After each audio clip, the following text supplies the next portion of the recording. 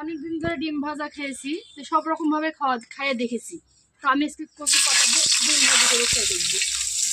সুন্দর করে গোল গোল করে কেটে নিয়েছি, দিয়ে যে ডিমটা ঢেলে দিব। আম্মু এটা কিরকম ডিম ভাজি? সব রকম ভাবে ভিডিও দেখছি, সবাই সব রকম করে খাইছে। আমি ভাবলাম যে আমি কচুর পাতা দিয়ে করে খাই, কেউ সাজনের পাতা, কেউ কুমড়ার পাতা। দেখি আমার সবার ভিডিও ভাইরাল হয়, ফেসবুক বাংলাদেশে আমার ভিডিও ভাইরাল করে কিনা, তার জন্য আমি চেষ্টা করে দেখি পারি কিনা। তাই এরকমভাবে ডিম ভাজছি।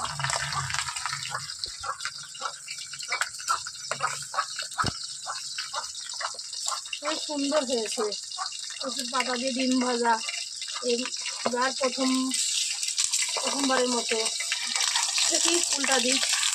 আম্মু এটা একবারে পদ্মার পাতার মতন দেখতে। হ্যাঁ, পদ্ম ফুলের মতন হলো, বেশ সুন্দর।